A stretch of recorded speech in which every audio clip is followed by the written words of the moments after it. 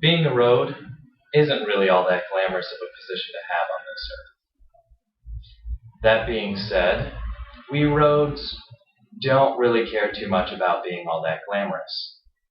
No, we're mostly just interested in connecting people from point A to point B. Truth be told, no one really pays us that much attention. Everyone's so excited to get from where they were to where they're going, they quite honestly forget we're even here. I've heard so many travelers talking about cities by the ocean or mountain villages, but rarely about the roads that connect those places. Maybe we aren't all that important. I suppose I don't really know. But I think there's something to be said for the road that gets you there. Folks don't usually mention us more than just in passing, and I think that's why I remember him so well. The poet. He called me by name. Happy are those whose strength is in you, in whose heart are the highways to Zion. That's what he said. It's been many years now, but I'll never forget it. Instantly, I tuned into this poet. Now I call him that, but I really have no idea what his profession may have been. It was just, he had this way with words. Well, even if he were a prince or a servant, it wouldn't have made him any less of a poet. It was in his blood. Now, I remember it was close to the time of the Festival of the Booths in the city. There were lots of people traveling over me to get there. I was constantly being tread upon, and my dusts were kicked onto the robes of many travelers. By the end of those days, I was packed down well by footprints. I was happy to relax and look up at the stars that were winking at me as I took my break from the day. You know, with all the commotion, it's almost amazing that I even heard the poet at all. But as soon as he said it, the highways to Zion, I couldn't help but listen to his lyrical patterns. They go from strength to strength. The God of gods will be seen in Zion. His words still echo within my very bedrock. This man was going to see God. His excitement was overwhelming and contagious. He was ecstatic and just started saying these things out loud. He couldn't contain himself. He was going to the very place where God was. Have you ever been so sure you were going to be in the presence of God? I only ask because this poet had no doubt. He knew right where God was, and he knew that soon he would be there too. Honestly, I found myself getting caught up in all the excitement. I knew that it was a special time in the city. I had heard from some of my family roads within the city walls about how thrilling it was to be so close to the temple, to the Holy of Holies. The poet went on. For a day in your courts is better than 1,000 elsewhere. I would rather be a doorkeeper in the house of my God than live in the tents of wickedness. I remember thinking at this point, yes, certainly, who in their right mind would rather live in the tents of wickedness? Also, why is that the only other option to being the doorkeeper of the house of God? What about the hallway of just decency? Then I started to think even more.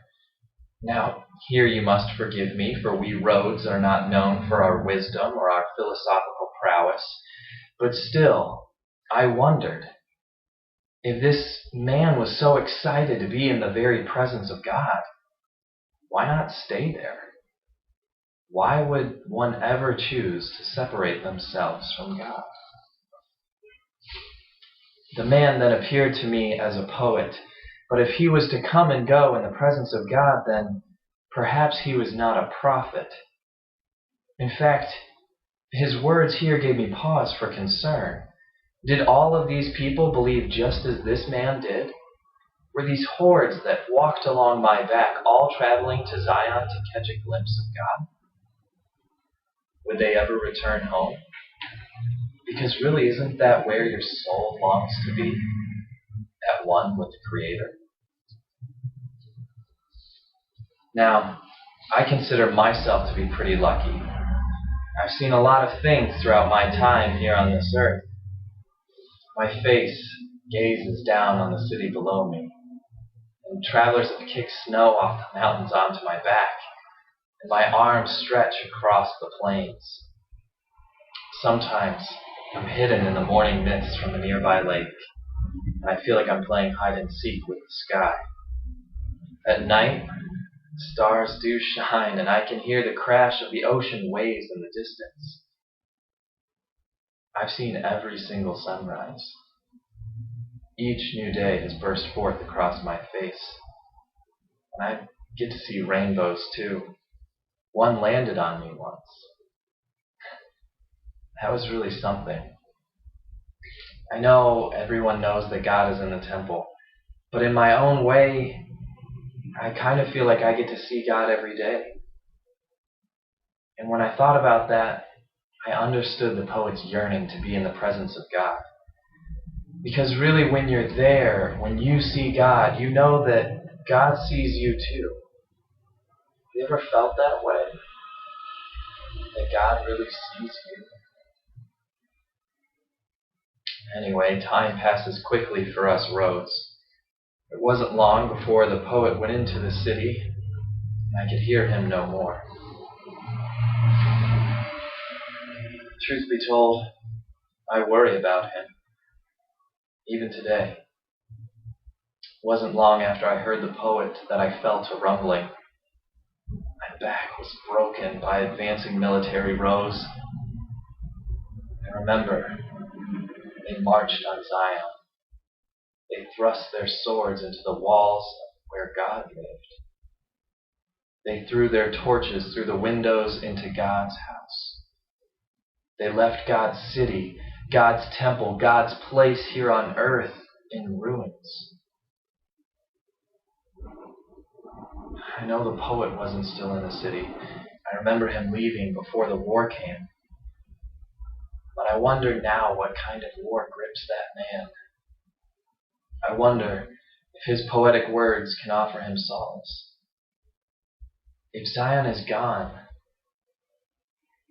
what does he do now that that place is destroyed? If Zion no longer has doors, how can he be the doorkeeper there?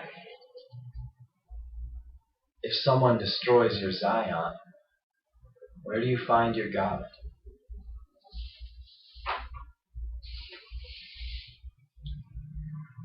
I hope that that poet has a community that has wrapped him in love and helped him to regain his loss. I hope that poet still feels the presence and the love of God. Maybe he's been hidden in the morning mist. Maybe he's seen the stars that shine.